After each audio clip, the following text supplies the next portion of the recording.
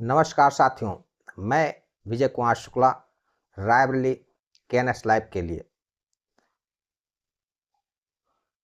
आज हमारे साथ एक ऐसे शख्सियत मौजूद हैं जिन्होंने रायबरेली की मिट्टी की खुशबू को अपने गीतों के साथ पूरी दुनिया में पहुंचाने का काम किया है। 300 से ज़्यादा एल्बम का लंबा सफ़र तय करने वाले मशहूर गीतकार परमहंस मौर्य जी हमारे साथ हैं। बहुत बहुत स्वागत है सर आपका। जी सर, बहुत बहुत धन्यवाद। सर, मैं आपसे जानना चाहूँगा कि 300 एल्बम का मील का पत्थर पार करने किसी भी कलाकार के लिए एक बड़ा सपना होता है। जी जी। रायबरेली से निकलकर इस मुकाम तक पहुंचने के लिए आपके लिए व्यक्तिगत रूप से कैसा रहा? ये 300 एल्बम का काम करने तक में संघर्षों का सामना करना पड़ा। शुरुआती में तो बड़ा कठिनाइयों का सामना करना पड़ा, लेकिन फिर जैसे जैसे मेरे गीत आते गए और मेरा अनुभव बढ़ता गया और ये ऑडियंस का, पब्लिक का प्रेम और सहयोग मिलता गया, हमारा मनोबल बढ़ता गया और इसी हिसाब से हम काम करते गए और आज यहाँ तक पहुँचे। जी जी जी जी। सर, जब आपने अपना पहला गाना लिखा जी था और आज जब आप स्थापित नाम हैं, जी, इन दोनों दौर के बीच के संघर्ष और बदलाव आप कैसे देखते हैं? जब पहले गीत हमने लिखा था तो गीत लिखे, उसके लिए दिल्ली गए, बनारस गए और अपने गीतों को दिखाया। कुछ कमियां थीं, उनको सुधार किया गया।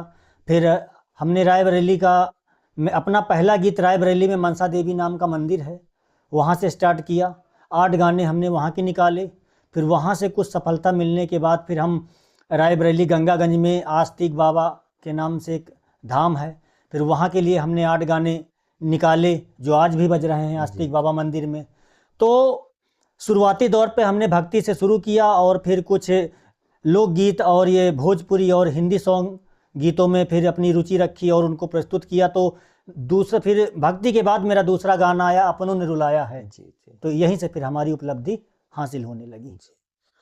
तो सर, क्या अपनों ने रुलाया को कुछ हमारे दर्शकों को गुनगुना के सुनाना चाहेंगे? जी, अपनों ने रुलाया है, हालांकि अब हम तो एक लेखक हैं, साहित्यकार हैं, गीतकार हैं, उतना जी। अच्छा तो हमारे सिंगर महोदय ने गाया है, अमित मिश्रा जी ने। जी जी जी जी।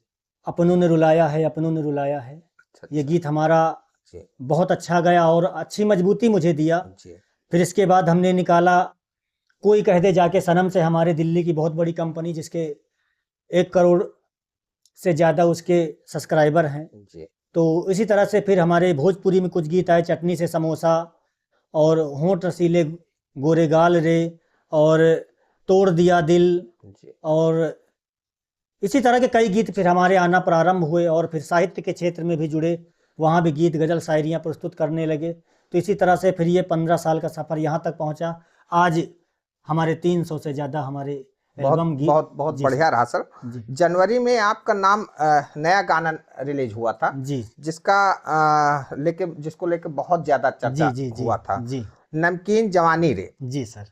इसने काफी धूम मचा रखे थे। जी जी। तो इस गाने को लिखने के पीछे आपके क्या विचार थे, क्या उद्देश्य थे? देखिए, एक कलाकार जो होता है, चाहे छोटा कलाकार हो या बड़ा कलाकार हो, और ख़ास तौर पे अगर लेखक है, तो वो वही चीज़ लिखता है जो समाज में होता है। वो 2 तरीके से लिखता है, एक तो समाज को सीख मिले जी और दूसरा ये उसका विचार रहता है कि उसका समाज को मनोरंजन भी होते रहे। बिल्कुल। तो इस गीत में एक समाज को मनोरंजन भी है और आज का जो दौर चल रहा है उसका वेशभूषा के अनुसार ये एक मोटिवेट है कि हाँ भाई, समाज आज इस तरीके से है। तो इस गाने को हमने उस उद्देश्य से लिखा है, बाकी यही कि इसको मनोरंजन के उद्देश्य से सुना जाए, बाकी किसी भी प्रकार का उस उद्देश्य से नहीं लिखा गया कि किसी की भावना को ठेस पहुंचे या हमारी कोई गलत धारणा हो। जी। तो सर, इस गाने को जो है शिल्पी राज ने गुनगुनाया था। जी।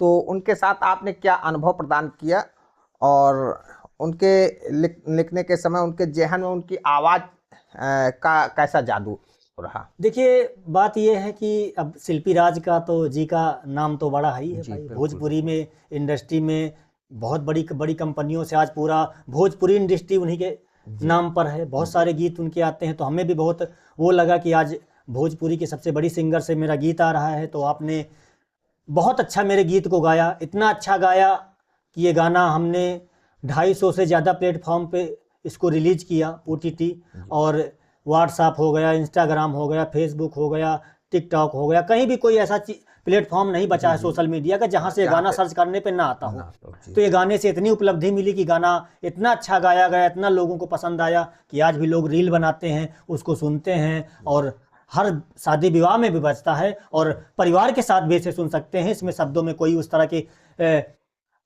शब्द नहीं है कि आप परिवार के साथ नहीं सुन सकते हैं। आप इसमें शब्दों का अच्छा चुनाव किया गया, एक मनोरंजन के तरीके से ये गाना अच्छा जा रहा है।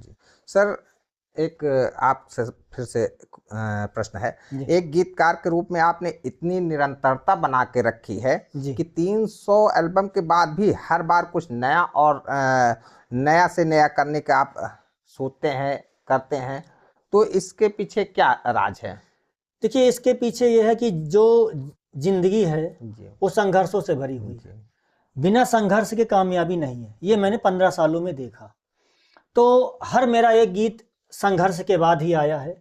अब तो अनुभव ही बहुत कुछ होता है। जब शुरुआती दौर पे इंसान संघर्ष करता है तो उसका अनुभव ही उसके अच्छी उपलब्धि दिलाता है। तो हर एक गीत में हमको कुछ ना कुछ नया समाज में जो हो रहा है सीखने को मिलता है, और वही हम हमेशा यही प्रयास करते हैं कि अपने गीत में, गज़ल में, शायरी में, हिंदी भोजपुरी गीतों में हम एक नया चीज़ दें जो समाज को चाहिए, जिससे उसको मनोरंजन भी होता रहे और समाज को उससे एक कुछ मार्गदर्शन भी मिलता रहे। तो आप रायबरेली से ताल्लुक़ रखते हैं सर जी, तो इस संस्कृति और परिवेश ने आपकी लेखनी को कितना प्रभावित किया है? जी, जैसे हम रायबरेली के रहने वाले हैं और भोजपुरी भाषा में गीत लिखना तो ये तो कठिन है ही है, लेकिन अच्छे कलाकारों के साथ, भोजपुरी कलाकारों के साथ रहना, रहन सहन, उनकी बोलचाल, भाषा और निरंतर काम करने के प्रयास से हमने बहुत कुछ सीखा, और आज वही हम हिंदी और भोजपुरी दोनों में काम कर रहे हैं। नमकीन जवानी रे की सफलता के बाद आप दर्शक और प्रशंसक के आगे क्या उम्मीद कर सकते हैं? क्या कुछ और बड़े कोलैबोरेशन लाइनअप में हैं आप?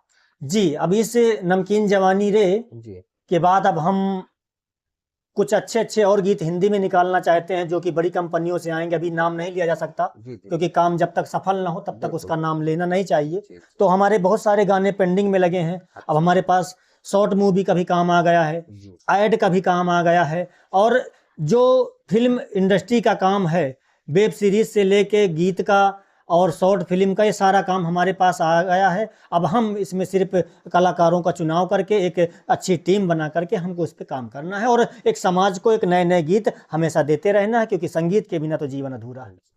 सर, हमसे बात करने के लिए बहुत बहुत धन्यवाद परमहंस सर। जी सर। मैं उम्मीद करता हूं कि आपके इस गीतों का कारवां लगातार बढ़ता रहेगा और रायबरेली का नाम लगातार रोशन होता रहेगा। जी बिल्कुल, बहुत बहुत धन्यवाद। इसी के साथ सर हमारे दर्शकों को एक बढ़िया सा गाना गुनगुना के जो है आप सुना दीजिए। जी, हम अपने दर्शकों को एक मुक्तक सुनाते हैं। जी सर, और आशा करेंगे कि आप सबका आशीर्वाद मिलेगा। जी बिल्कुल बिल्कुल सर। उम्मीद तुम न करना जीवन में अब किसी से, देते हैं लोग धोखा अब तो हंसी खुशी से। उम्मीद तुम न करना जीवन में अब किसी से, देते हैं लोग धोखा अब तो हंसी खुशी से। मुश्किल बड़ा है यारों लोगों को जान पाना, मुश्किल बड़ा है यारों लोगों को जान पाना। रो रो के कह रहा हूँ हर बात बेबसी से, रो रो के कह रहा हूँ हर बात बेबसी से। बहुत बहुत सुंदर। आपने छोटी सी लाइन में जी, बहुत समाज को बहुत बड़ी प्रेरणा जी, दे दी है। धन्यवाद धन्यवाद सर जी। धन्यवाद।